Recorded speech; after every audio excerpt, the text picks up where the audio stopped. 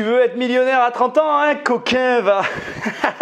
Dans cette vidéo, oui, je vais bien te donner 3 trucs à faire à tes 20 ans pour être millionnaire à tes 30 ans. Attention, ce n'est pas un disclaimer, c'est juste que ces conseils sont un peu excessifs. Tu as le droit de les adapter à ta situation, de ne pas être d'accord bien évidemment comme d'habitude. Et puis surtout, je reste quand même convaincu qu'avec ce mécanisme, tu es sûr de gagner de l'argent. Allez, on attaque direct.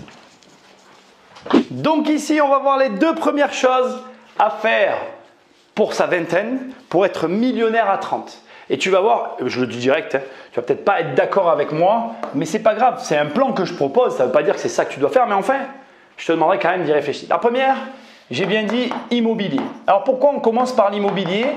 Parce que dans la proposition que je te fais, on choisit la sécurité. On va s'orienter sur quoi? Sur un projet locatif à moins de 200 000 euros, donc on n'est pas dans les grandes villes. On va tenter même, si on peut, d'aller chercher un projet à 50 000 euros et on va essayer de prendre un projet dans ces tarifs avec comme objectif, toujours on a 20 ans, tu vois, on n'a pas d'argent.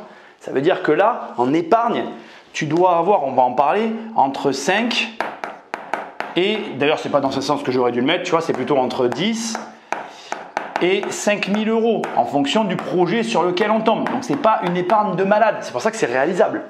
Mais bref, on va viser un tout petit projet avec une petite marge. Une marge de l'ordre de 100 à 200 euros. Sachant que si tu arrives à 200 euros sur des petits projets comme ça, c'est déjà magnifique.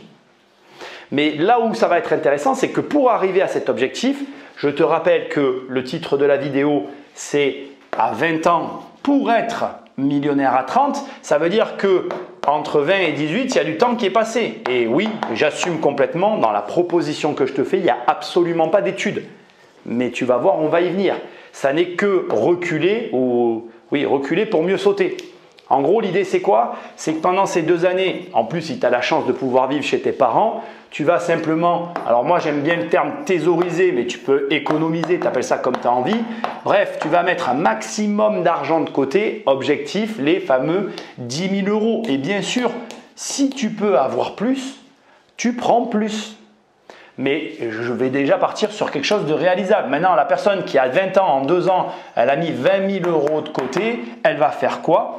Conseil qui, je m'attends bien évidemment à ce qu'il soit décrié, mais moi je te dis de mettre la totalité dans le projet. Ça veut dire que si tu as un projet à 50, tu vas aller demander à la banque, alors 50 plus les frais de notaire, ça fait 55, donc on va le faire correctement, hein, on va essayer, plus les frais d'agence, ça fait 60, allez, on va être correct, ce qui veut dire qu'à la banque, tu vas dire, moi je mets mes 20 000 euros si j'ai mes 20 000 euros, mes 10 000 euros si j'ai mes 10 000 euros, on va imaginer que tu mets 10 000 euros et du coup, tu demandes à la banque un crédit de 50 000 euros. Une fois que tu as ton crédit et que ton appartement est loué, s'il ne l'est pas déjà, eh bien, tu vas avoir tes loyers qui rentrent et comme je te dis, tu vas avoir une marge sur ce crédit loyer inclus entre 100 et 200 euros. Si tu te dis, attends Nicolas, ça n'existe pas, eh bien, tu sais ce que tu fais? Tu contactes Lotier Immobilier. Moi, j'ai créé une agence qui fait ça. Juste pour info, je le fais très rapidement, hein, je ne vais pas y passer 2 heures. Sur cette chaîne, tu peux même regarder l'historique de mes lives. J'ai proposé une maison à vendre à 30 000 euros. Oui, elle était à rénover. Mais le projet, encore une fois, tu as 20 ans ou 18, 20, 22 ans, on s'en fout. Tu travailles et tu mets toute ta thune dans ce premier achat. On est d'accord? On revient au début. Donc en 1, d'ailleurs on va refaire une liste. Donc à partir de là, je considère que tu as acheté ton premier bien immobilier. On est OK? En 2, qu'est-ce qu'on fait? On fait de la bourse. Là, tu vas prendre 100%, je l'écris, de ta marge. C'est très risqué. Ce que je suis en train de faire est extrêmement risqué. Mais c'est l'objectif en fait. Comme tu es jeune, le risque est possible parce que tu as le temps devant toi pour justement te redresser. Et tu vas l'investir en bourse. Alors bien sûr, on est d'accord, on reste raisonnable. Le mois où tu n'as pas eu de loyer, il y a une carence locative, tu as des problèmes financiers, tu ne fais pas le virement, tu le fais toi manuellement. Si tu as 100 euros de marge, quand je parle de marge, je parle foncier payé. Hein. Donc ça veut dire qu'il faut que tu aies plus de marge que ça. Si dans ta poche il te reste 100 euros, tous les mois, tu fous 100 euros en bourse et tu achètes. des petites actions. Je te conseille de ne pas en acheter plus de 10. D'accord? Pas plus de 10 actions. C'est le max que tu vas sélectionner. Après, bien évidemment, dans tout ce que je suis en train de te dire, il va falloir que tu lises des livres, tu te formes, tu apprennes. Ça, c'est ton problème. Moi, je te montre un plan très simple en 3 étapes de tes 20 à 30 ans pour être millionnaire à 30 ans. Et une fois que tu as fait ça, rideau, on arrête. À partir de là, tu poses les clés et tu vas passer à la 3e étape que je vais te montrer tout de suite. Dernier point, voyager gratuitement. Le meilleur pour la fin. Avant que j'attaque, j'ai quelque chose à te dire. Je vais te montrer que c'est possible. Et ça va te montrer une seule chose, c'est que les problèmes viennent de toi. En fait, les gens se mettent eux-mêmes des limites. Ce que certains appellent les croyances limitantes. Je déteste ce terme, mais malheureusement, je suis obligé de constater, de reconnaître que c'est réel, quoi. Donc en fait, comme tu crois en des trucs, tu crois que des choses sont impossibles alors que rien n'est impossible, bah en fait, tu t'auto-bloques. En fait. C'est toi qui t'empêches d'avancer dans la vie tout seul, comme un grand. Donc regarde, tu vois, je suis sur Google. Regarde. Alors voilà, bon, Cursus Mundus, là, voilà, je tapais juste ça, Cursus Mundus. Tu vois, on clique ici. Et là, donc on arrive sur un site qui, à premier abord, te permet en fait tout simplement de voir les études dans d'autres pays. Mais en fait, si tu vas au pied de page, ici, regarde, partir gratuitement à l'étranger. Donc on clique. Et là, tu as tous les moyens, alors je te laisserai lire, hein, ça va, je ne vais pas le faire pour toi, tu devrais pouvoir t'en sortir, toutes les méthodologies possibles pour arriver à partir gratuitement à l'étranger. Ça m'arrache de faire cette vidéo parce que, en fait, le fait que je te montre, ça t'enlève cette partie débrouille. En fait, ça veut dire que tu es un incapable. Donc, si tu as besoin de moi pour te montrer ces trucs-là, ça veut dire que tu n'en sortiras pas. Alors que tu devrais les trouver tout seul. Mais attends, ce n'est pas tout, hein. Il y a d'autres trucs encore mieux dans le site. Regarde, tu vas en pied de page et juste là, ici, tu as job à l'étranger. Juste là, en bas, là. Tu vois ici, là, voilà, job à l'étranger. Tu cliques sur cette grande barre, là, la première ici, là, et tu vas arriver sur le pays que tu as envie. Et tu cliques par exemple, on va prendre les USA au hasard, juste parce que j'ai envie que tu vois ce pays-là. Et là, tu vas prendre, alors on va essayer de trouver un truc pas mal, Bilingual Customer Services Representative, c'est mon super anglais. Et là, tu as l'offre d'emploi à laquelle tu peux répondre. Et parfois, tu as des salaires, je t'invite vraiment, bon voilà, tu feras tes propres recherches sur le site, il y a des salaires de fou. Et si tu chopes un job avant d'aller dans le pays avec le salaire qui va bien et tout, bah, tu vas te débrouiller pour trouver le billet parce que tu auras déjà le job. Et en fait, l'idée ici, c'est pas quand je dis voyage gratuit de gratter l'amitié et voilà, d'être un gratteur. Non, c'est d'avoir ce sens de la débrouille pour trouver les trucs qui te permettent d'arriver à obtenir un voyage gratuit. Et quand tu arrives à l'obtenir, tu sais quoi? Ça veut dire que tu t'en sortiras toujours dans la vie.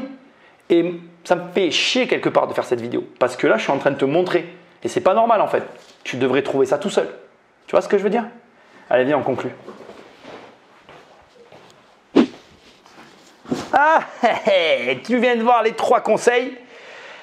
Et ma foi, le 3e, ça m'embête profondément d'avoir à te montrer ce site et à te montrer finalement comment ça marche pour voyager gratuit. Parce que ça veut dire que tu n'es pas capable de te débrouiller. Et si tu n'es pas capable de te débrouiller, ça veut dire que quand il va t'arriver des choses, comment tu vas faire? Regarde, et tu vas comprendre directement. Qu'est-ce que je viens de t'expliquer? De mettre tout ton fric dans la bourse. Ça veut dire qu'il y aura des moments où tu vas avoir des problèmes. Et j'en ai conscience. Il y a des moments où, si tu dois mettre tout ton argent dans la bourse, tu vas bien devoir payer des réparations, des vacances locatives, bref, il va se passer des trucs. Comment tu vas faire? Tu vas devoir te débrouiller. Et en fait, c'est ça. Le truc, c'est ça. Ce que je te pousse à faire entre tes 20 et 30 ans, c'est à te mettre dans une position où d'un côté, tu protèges un bout de capital, l'achat du bien immobilier, ou d'un autre côté, tu joues un peu avec de l'argent pour essayer d'accroître ton capital, tu places ton argent en bourse et je te mets en difficulté en partant à un autre endroit encore et en abandonnant tout ça derrière toi. C'est clair qu'à première vue, c'est le pire des conseils qui existent sur la planète. Sauf que le but, c'est que tu te débrouilles. Et là, tu vas me dire, attends Nicolas, t'as pas fait ça? Bah si, quasiment en fait, je suis juste pas parti. Je me suis juste à chaque fois mis dans la merde et je me suis toujours débrouillé. Après, il y a aussi cette option-là, c'est de te dire jusqu'à quel point je suis capable de me mettre dans la merde et de voir si je suis capable de m'en sortir. L'idée, encore une fois, c'est le sens de la débrouille. C'est un truc que personne t'apprend et il va bien falloir que tu l'apprennes. Parce que si je peux te dire une chose dans le parcours de l'argent, c'est qu'il va t'arriver plein de tuiles. Ça, c'est certain en fait. C'est sûr que quoi que tu fasses dans ta vie, surtout si tu veux accroître ton capital, ton argent, ta fortune, appelle ça comme tu as envie, il va t'arriver plein de tuiles. Et ta manière de réagir, la façon dont tu vas te débrouiller face aux problèmes, c'est ça qui va faire qu'à l'arrivée, tu auras ou pas de l'argent. Donc, Allez, vas-y. Et puis en plus, si tu arrives à voyager, c'est là où tu vas vraiment t'ouvrir. Parce que moi, j'ai quand même voyagé après. Mais je ne suis jamais parti vivre à l'étranger. Et je pense que c'est une expérience hyper enrichissante, dans tous les sens du terme. Voilà. Donc, je te le rappelle, juste parce que la répétition, c'est la base de l'apprentissage. Tu investis dans l'immobilier, tu capitalises. Tu places les recettes, tu gagnes en plus, la marge, tu la mets en bourse. Tu apprends à investir avec un peu plus, on va dire, d'agressivité en prenant des risques. Du coup, tu te retrouves dans une boucle où il n'y a plus d'argent pour toi, mais c'est volontaire. Et là, tu te barres pour faire ton expérience, trouver ce que tu veux faire. J'ai un dernier truc à dire et j'ai terminé. Tu vas me dire, ou tu peux m'opposer, ou si tes parents, tu vas me dire, ouais, mais tu te rends compte, tu dis à nos gamins de ne pas faire d'études. C'est pas ça que je dis. Justement, moi, pendant longtemps, j'ai bossé à droite et à gauche, enfin, j'ai fait des petits boulots comme ça. Et au bout d'un moment, quand j'étais sûr de ce que je voulais faire, j'ai repris mes études.